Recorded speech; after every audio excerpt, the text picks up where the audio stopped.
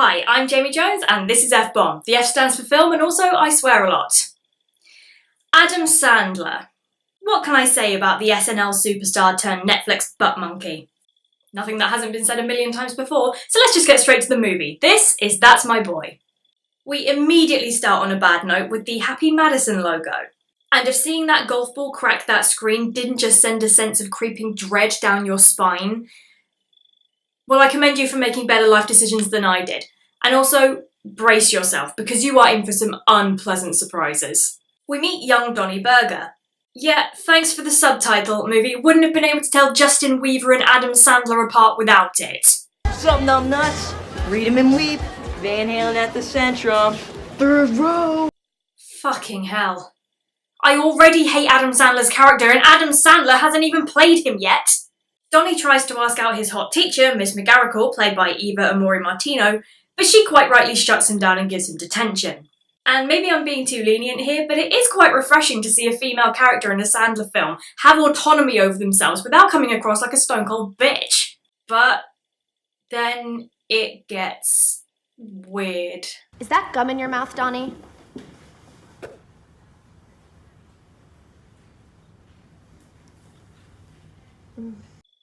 I know this is probably the wrong thing to be objecting to, but I don't like that all this is happening in front of the Welsh flag. I love my heritage very much, and I don't like what it's being subjected to here.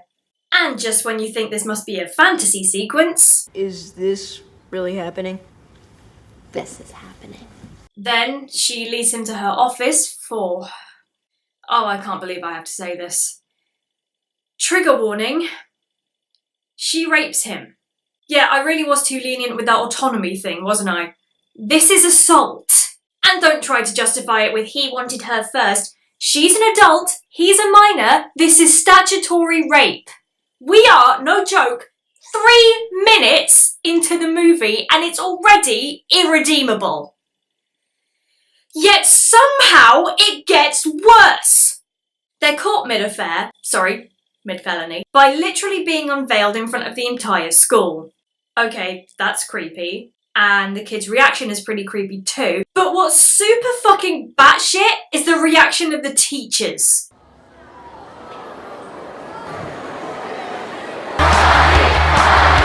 Also, subtle, Sandler. Subtle. Thankfully, we have a courtroom scene, and someone finally acknowledges that this is a serious crime. This is a serious crime. And Miss McGarrigle is sentenced. But not before this shocking reveal. Wait, how long did it take for this to get to trial? She didn't look pregnant in the last scene, and she looks ready to burst here. Even giving the narrowest margin I possibly can, that's still, what, 5 months? I know the American judicial system isn't perfect, but that's just fucked up. Also, it's dumb that literally no one noticed she was pregnant before now, but that's by the by. She's sent to prison for 30 years, and the judge appoints custody of the child to Donnie's father. Dumbass. Good call, Judge. Good call. Until Donnie turns 18, when raising the child will be his responsibility. Believe it or not, we've only just reached the opening credits. And, believe it or not, things are going to get even worse than we've already seen. I fully understand if you want to tap out at this point. For those of you staying, I suggest a stiff drink. So, we learn that instead of court-ordered trauma counselling, Donnie becomes super rich and famous. And then loses it all, because I guess being the world's #1 abuse victim isn't fulfilling. It transitions into... What, again with the subtitles? Movie, you're not Memento. You're not that hard to fucking follow. You're just hard to fucking watch. Turns out Donnie owes $43,000 in taxes. Yeah, you haven't paid taxes since '94, Donnie. What? I thought they were taking it out automatically. I told them that's what you thought, and they said it's the stupidest thing they ever heard. That's the stupidest thing they ever heard? Have they not seen any other Happy Madison films? Oh, and that voice Sandler's doing? I'm sorry. I'm just freaking out here. I don't got 43 grand. Yeah, he does that throughout the entire film. It's not the most obnoxious whine he's ever done, but it's not the most obnoxious whine he's ever done. The best solution his financial advisor can come up with is for Donnie to bet his remaining $28 on a fat guy in a race. Wouldn't be a Sandler comedy without a fat guy. Fat guy. Fat guy. But Donnie's no idiot. So he just bets most of his money on the fat guy. Fat guy. Fat guy. and considers borrowing the rest from his estranged son. But We don't talk no more. He kind of moved out when he turned 18. I don't think he wants to be found anyways. and he decides it would be wrong to invade his son's privacy. But he changes his mind when he goes to a strip club and discovers his son is about to be rich. Our hero. We get a mercifully brief moment of Nick Swardson being unfunny. Hey, what's up, RoboCop? And then we follow Donnie's son, Todd, played by Andy Samberg. And thank you, Holy Mary, Mother of God, because even Samberg at his worst is charming enough to add a smidgen of likability to this dross. If the finance game was an amusement park, your son would be a roller coaster, and I would just ride him all day long. Came out weird. Let me swing these free. Glad all the children saw that. I've got 10 ways to kill with my bare hands right now. Don't. Don't. His boss is hosting his wedding to his fiancée, Leighton Meester's Jamie. Okay, a friend of mine once told me she can't hear the name Jamie without thinking of incest because of Game of Thrones. So now I can't hear the name Jamie without thinking of incest, and that's really fucking awkward because my name is Jamie. Sorry, that's completely irrelevant. It's just something that's going to be bugging me throughout this whole film. Anyway, we meet Jamie's family, and her brother, Chad, played by Milo Ventimiglia, gives Todd the usual hurt her and I'll kill you speech that you've heard a gazillion times before with no fresh take on it whatsoever. Glad that character was introduced, I'm sure he'll be pivotal. For those of you playing Adam Sandler Bingo, we now have random celebrity cameo as Donnie meets up with old friend Vanilla Ice. And I won't lie, this line had me laughing out loud. We were friends until you banged my mother. I didn't know it was her, I swear to God. You should have known by the haircut. That is fucking funny, and I refuse to believe otherwise. It seems Donnie has turned a full 180 on respecting his son's privacy. He now wants to bring a camera crew to the reunion to blag even more money. Again, our hero. We also get some classic Sandler projection. When I walk down the street, people are like, there's that guy. I'm still fucking big, dude. Ouch. The sleazy producer agrees to this only if they make it a reunion show, featuring the mother, who is still in jail. Sorry, the rapist, who is still in jail. And that wasn't the sleazy producer's idea, it was Donnie's. Reunion. Me and Miss McGarrigle together again live from a woman's prison. Yet again, our hero. He rocks up to the house and Todd, having, very reasonably I think, told everyone that his parents are dead, lies and says that Donnie is a friend from his past. Donnie lies right back and tells Todd that his mother is sick in prison so he should visit her. So let me get this straight. You want me to go visit my sick mom that I haven't talked to in years in prison the day before my wedding? Correct. Not happening, asshole. Fair point. This badly segues into an argument about how Donnie was a terrible father, so we can have some later scenes clumsily set up for us. I never learned how to swim. I don't even know how to ride a bike. You making me drive you home from the beach because you got too drunk. What about Mr. Mitty? Remember him? What? No, what's that? I used to put another mitt in my hand. He would cheer you up all the time when you were sad. Don't be upset, young man. I'm your best friend. I swear to God, if Mr. Mitty ends up saving the day, something will fucking die. My respect for the art of storytelling. What do you think I meant? And if you ever needed proof that Sandler is a man-child stuck in the past... Where ya? Is that back? Because I've been dying for that to come back. What's up? What I love about this joke is it's completely indefensible. Because if someone did say, you know, I do wish What's Up would make a comeback, they would be shunned from human society, making their argument invalid. So aside from the statutory rape stuff at the beginning, this has just been generically bad. What can remedy that? Bringing back the statutory rape stuff, of course! Someone recognises Donnie, which leads to a painful scene in which other characters discuss their own experiences with student-teacher relationships. I used to dream of dissecting her with my penis. It's so weird what goes on upstairs when you hit puberty. I actually stole my middle school librarian's glasses to wear while I masturbated. In my day, when I got into trouble, the headmaster would slap your hand with his dick. I wanted to make a joke here about them all not being right in the head, but it wouldn't be a joke. They were all literally abused as children and have clearly grown into worse people because of it. This would be an interesting take, except the movie doesn't seem to realise that this type of relationship is bad. It's framed as rose-tinted nostalgia, and seems to say that if you weren't raped as a minor, You missed out. Fuck this shit. Can we go back to generically bad, please? Todd's best man steps aside so Donnie can be best man. Which Todd has no say in, by the way. And he clearly doesn't want that, but fuck him, it's not like it's his wedding day or anything. We briefly step back into uncomfortable territory during an entirely unnecessary baseball game. Quit showing off for the girls, buddy, they're mine! And now we're the statutory rapists. Thanks, movie. Finally, we get some actual character development as Todd and Jamie have a fight about the wedding. Donnie goes to check that Todd's okay, but the writers must have realised that this was entirely uncharacteristic of this douche, so it quickly devolves into Donnie criticising Todd's sex life, Have you been going down on her? making light of his neuroses, You wear a bathing suit in the shower? You know that's fucking nuts, right? laughing at the permanent scar that he himself inflicted on him, which leads to a tickle fight, and Donnie shoving his erect penis into his son's face. Just wrestling. The Todd and Jamie fight?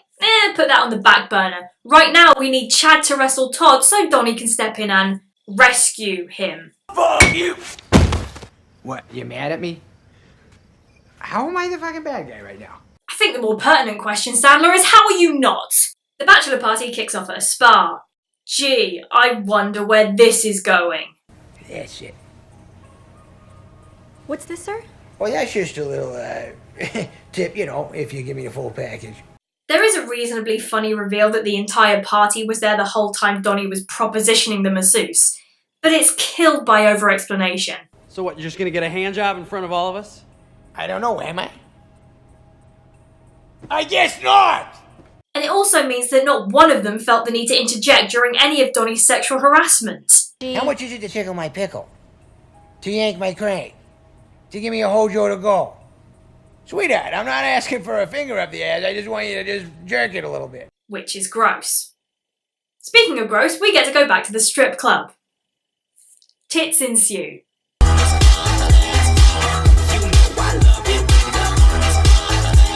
We get a touching moment?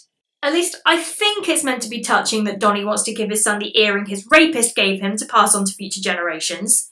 Todd's only complaint is, But I don't have a pierced ear, Donnie. so maybe I'm the weird one for finding this all creepy as fuck. Anyway, Todd gets his ear pierced in exactly the way you'd imagine.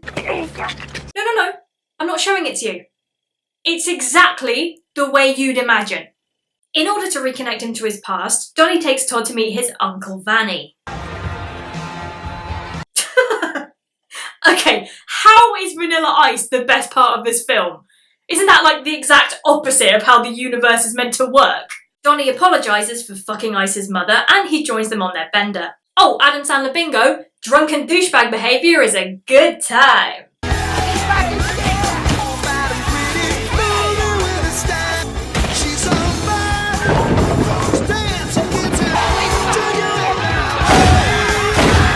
There's a brief bonding moment, which should have been the time to bring up something good from their past, but no. Remember in first grade when you were supposed to pick me up after school, you left me waiting for 5 hours? Seriously? You couldn't even get the learning to ride a bike cliche right? Movie, you suck at this. It does almost redeem itself with a genuinely sentimental moment. It hasn't quite earned it, but I'll take what I can get at this point. You can call me Dad. I don't know if I'm ready for that, Donnie. You know? Yeah. No problem. But then, of course, Probably would have fucked my teacher too.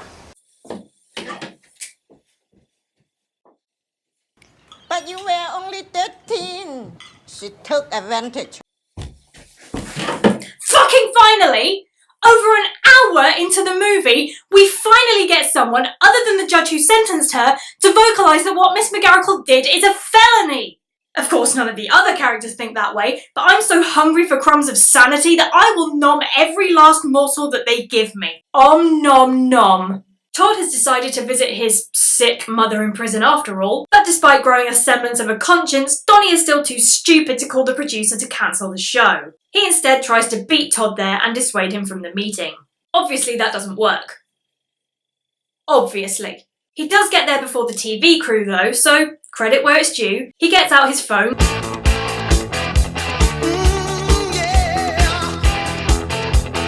Oh, No, any sense of decency is shoved out the window to make room for his boner, my mistake. Miss McGarrigle, now played by Susan Sarandon, gets super inappropriate super fast. Oh, fuck yeah.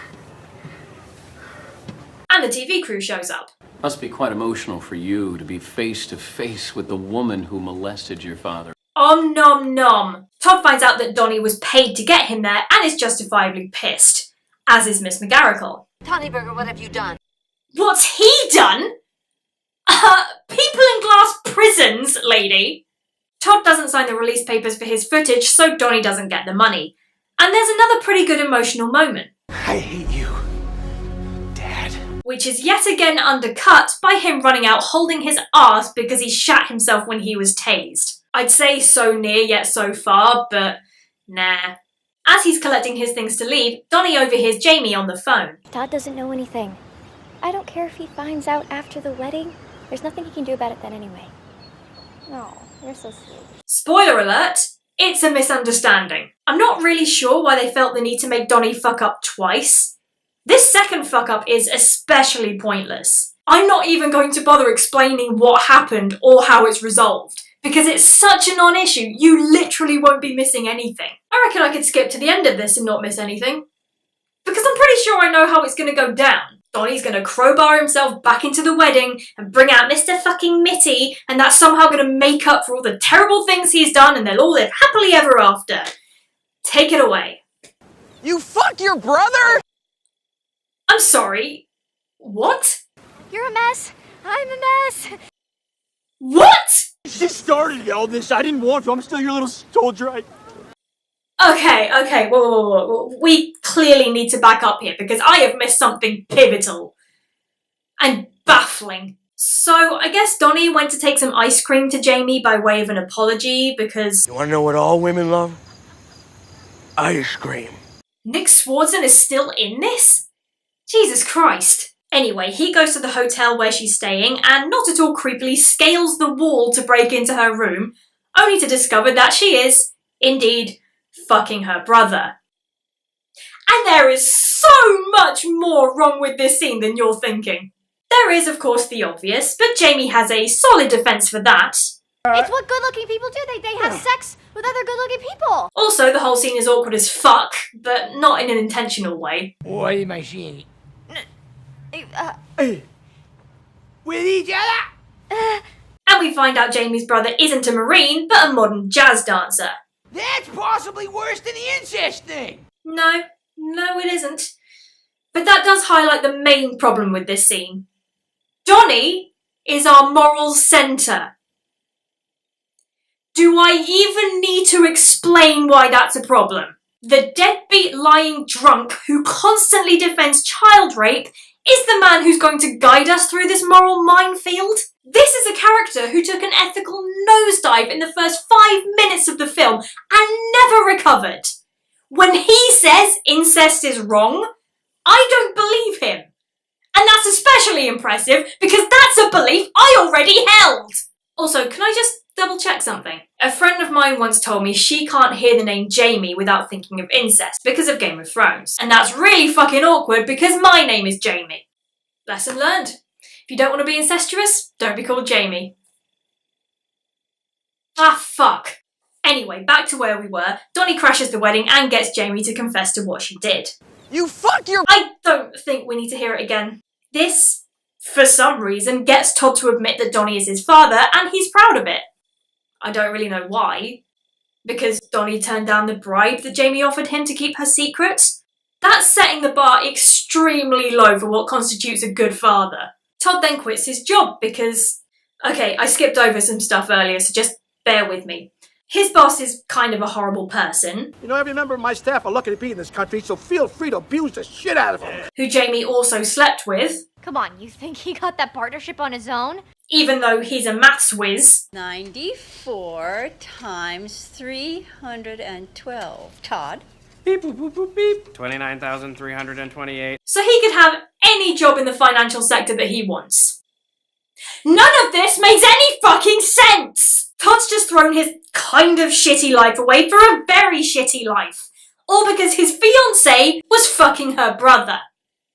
This is, without a doubt, bar none, the worst Deus Ex Machina I have ever seen in my life. If you can find me a worse one, I will say that Jack and Jill is my favourite movie for a whole year.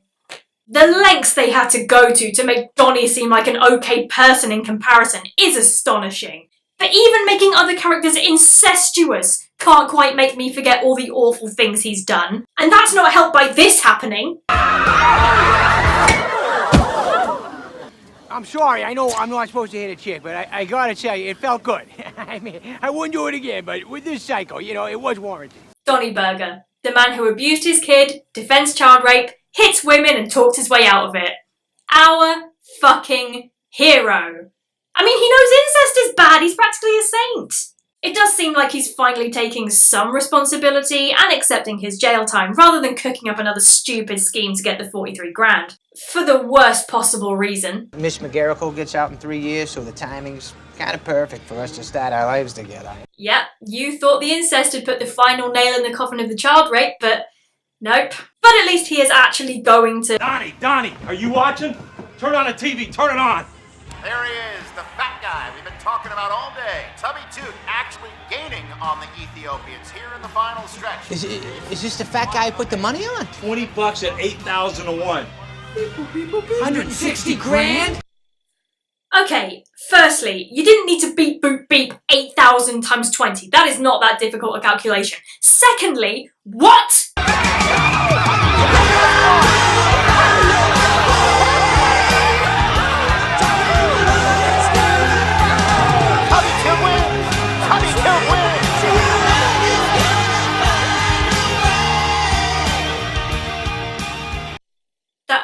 That's it? That's the end? That fat guy joke he made right at the beginning, that's the resolution? The worse Deus Ex Machina than the incest thing is in this movie? Fuck! I don't want to watch Jack and Jill! And that was That's My Boy. Holy fuckballs, where do I even start? That's My Boy suffers from the usual problems Sandler's comedies have. Lazy writing, lowest common denominator humour, awful characters that you're meant to root for. But it goes the extra distance by bringing up a few more, right in the forefront so you can't ignore them. This is a movie that romanticises rape and abuse, not only to wrench some truly tasteless humour out of it, but to excuse it. Right up until the very last scene, this film tries to convince you that a relationship between an adult teacher and a teenage student could have a happy ending, with only a few token mentions of it technically being a crime. It's basically a movie-length version of that South Park episode. Some young boys having sex with Miss Stevenson? Yes. Nice. But with zero self-awareness. This makes it completely unearned when it tries to take the moral high ground on the topic of incest, which in itself was a pointlessly shocking plot twist. I hope everyone who is involved with this is ashamed of themselves. I only watched it and I'm ashamed of myself. But there is one movie that can cleanse my brain of this madness. My favourite movie. Jack and Jill. Thank you for watching. I've been Jamie Jones. Join me next week when I'll be looking at this film. See you next Tuesday, fuckers!